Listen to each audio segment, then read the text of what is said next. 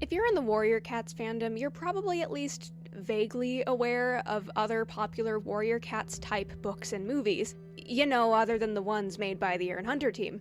Guardians of Ga'Hoole, Wolves of the Beyond, Watership Down, The Secret of Nim, those are all the ones that come to mind for me. But I think we can all agree that there is one book series that will come to mind for anyone talking about similar book series or even currently running competitors, and that's Wings of Fire. For those who don't know, Wings of Fire is a book series about dragons, and if you need any push to get into the books, just look at the gorgeous covers. Warrior Cats wishes it could have as cool looking book covers as Wings of Fire does. Either way, I read Wings of Fire as a kid. Or, well, I started Wings of Fire, just like I started Guardians of Ga'Hoole, but I never finished them. But even though I didn't finish either series, I still love them to this day, and I even went out of my way to buy all the new Wings of Fire cutie cuffs to display in my room next to the few Wings of Fire books I own. That's funny, right? I'm a Warrior Cats YouTuber, and I bought Wings of Fire merch before I bought any actual Warrior Cats merch. Either way, I got through book 3, The Hidden Kingdom, but I never read books 4 and 5. Years later, I bought them to try and read them, but I didn't read them. So, I learned this with my reread I'm doing of Warrior Cats. If I want to read Warrior Cats, I should tie it into YouTube so that it gives me a reason to read it. I'm not taking time away from myself that could be used to make videos if I need to read something for a video, right? So, that's when I came up with this idea. Read a few chapters of Wings of Fire and then recap it and talk about my thoughts and opinions as I read through the book. Then I'll go through and draw some fan art for each video. So, you know what? Let's get into it. We are, of course, starting off the series with book 1, The Dragonette Prophecy. When you open the book, there is a really cool map of the world, or I guess just the continent the story happens in. I know there's other books with other species of dragons that have come out more recently, but I have no idea if they take place here. Either way, the continent is called Pyria. I hope I'm pronouncing that right. Moving on, there's also really cool art at the start of the book that shows you what all the species of dragons look like. Under each drawing, there's a description of the species, their abilities, and their queen, and what other dragon kingdoms their kingdom has an alliance with.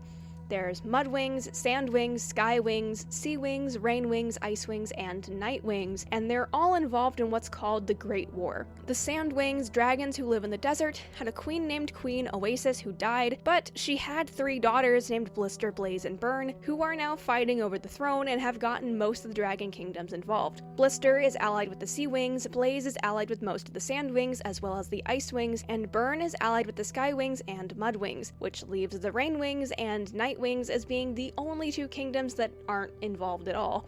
I don't want to spend too much time talking about the species of dragons here, but I'll sum them up quickly. The Mudwings are big, bulky brown dragons who are good at blending into the mud, and they're ruled by Queen Moorhen. The Sandwings are pale gold or white in order to blend into their sandy desert environment, and are equipped with a forked black tongue and a poisonous barbed tail. Their queens are Blister, Blaze, and Burn, although, we already talked about them. The Skywings are red, orange, or gold, and have big wings that help them to be able to fly better, and their queen is Queen Scarlet. The Seawings are blue or green, but have glow-in-the-dark scales across their body. They can breathe underwater and see in the dark, which helps them survive in their ocean environment, and they are currently led by Queen Coral. The Rainwings live in the rainforest, and their scales change into different bright colors, which help them camouflage into their environment. And they also have tails they can use to grab onto things, so they are very based on chameleons, which is really cool. I think they might be my favorite, just based on design. The thing about them is that there are no known natural weapons they have. Rainwings can't even breathe fire like most other dragons can. Their queen is Queen Dazzling, and they are one of 2 dragon kingdoms not involved in the war at all. The Icewings are silvery white or pale blue, which make them the color of ice. Since they live in a cold environment, they can withstand cold temperatures, bright light, and though they don't breathe fire, they can exhale a frost breath. Currently, they are ruled by Queen Glacier. And finally, the Nightwings, purplish-black dragons that have lighter scales on the underside of their wings that look like the stars against the night sky. Like other dragons, they can breathe fire, but they can also predict the future and read minds. Their queen is kept secret, and like the Rainwings, they are completely uninvolved in the war because, they're too cool for it, I guess? Too mysterious? Something like that. Speaking of the war, this has been going on for a while, but guess what? There's a prophecy. A prophecy that essentially states that when the war has been going on for 20 years, 5 dragonettes will hatch. A sea wing, a night wing, a sky wing, a mud wing, and a sand wing. And these dragons will grow up and stop the war. In the process, 2 of the sand wing queens will die, but 1 will survive and be queen. So you can imagine the Sandwing Queens are not too fond of this prophecy. We start the book in the prologue, which takes place on the night before the brightest night, the night the dragonettes are prophesied to hatch, which is when all 3 moons are full at the same time. A group of dragons known as the Talons of Peace have come together to ensure that each of the dragonettes are raised in safety and are prepared for the prophecy, and one of them, an Icewing named Hivitor, is transporting the Skywing egg. As he's flying away, he's attacked by Burn, one of the Sandwing Queens. Hivitor goes to attack them by breathing his frost breath, but his mouth is bound by a hot chain, which is horrifying for the opening of a book series marketed towards kids. During the exchange they have, Burn reveals that she knows that he stole the egg and ends up throwing it off the edge of the cliff. But before Hivitor can do a thing, Burn slices his wings and impales her poisonous barb through his skull before throwing him off the cliff too. I already said this, but oh my god. What a start to a book series made for kids. After a while, the other 2 members of the Talons of Peace meet. One is Kestrel, a Skywing, and the other is Webbs, a Sea Wing. They talk about how Hivitor is dead, the Skywing egg is also dead, and another dragon from their group, Asha, is also dead. Thankfully though, she delivered the Mudwing egg in time before she died of the wound she received. Kestrel just wants to give up, to smash the egg now and get it all done and over with now that the Skywing egg is gone and there's no way they can just go back and get another. Webbs convinces her to stay though and decides that even if it's not a Skywing, they need another egg. So he decides on a Rainwing, since they apparently don't even keep track of their eggs. Kestrel is shocked at this since Rainwings are nothing like Skywings, but there isn't much else they can do.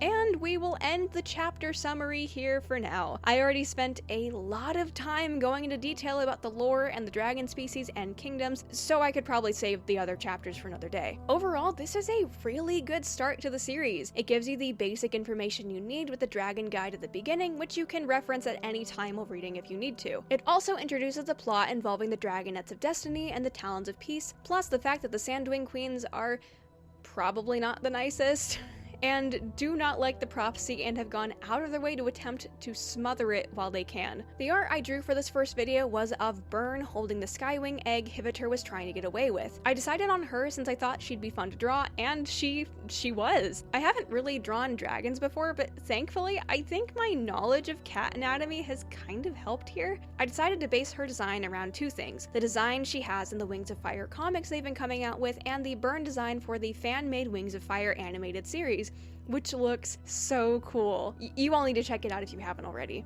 I did a lot of looking at official Wings of Fire art as well as fan art to try and understand how to actually draw dragons and figure out the different ways that people stylize the characters for their art. Because there is no way at all that I am drawing semi-realistic dragons for these videos. No way. For her color palette, I color picked from her comic art because I didn't see any other official art on her wiki page, so I'm assuming there is none, but I really like how this came out. I decided to go a lot more detailed than I usually do with my art. Since I've recently been drawing only warrior cat stuff, and I don't really get too detailed with the stuff I draw there. It was probably a good thing for me to break out of that though. Since this is a new type of video I'm wanting to do, I'm still trying to figure everything out, so would you all prefer if I did these videos 1 chapter at a time, or multiple chapters at a time? If I only did 1 chapter, then there'd be more videos and more art drawn overall, and more time to really dig deep into the series, but I'd take a very long time to get through even a single book. But if I were to do, say, 3 or 5 chapters per video, then I'd be getting through the books far quicker and there'd be more to talk about, but there would be less videos and less art done. So what do you think? Either way, I had a lot of fun doing this, and I am so excited to keep up with my reread of Wings of Fire.